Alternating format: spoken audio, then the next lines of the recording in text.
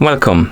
In front of me I have Garmin Forerunner 255S music, and I'm gonna show you how to unpair this watch from the Android phone. First thing we need to do is to open the Garmin Connect application on the phone that is paired with our watch. Once the application opens, tap on More. Here, scroll down, tap on Garmin Devices.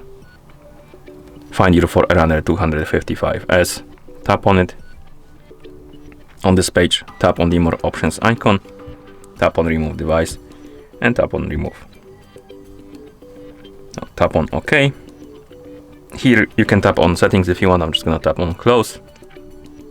Close this, open the settings on our phone, tap on Bluetooth, and in the Bluetooth settings, check if you don't have the Forerunner 255S music on the list of paired devices. If you do, tap on it, tap on Unpair to remove it, and then you can close the Bluetooth settings. And that's how you unpair this watch from the Android phone. Thank you for watching.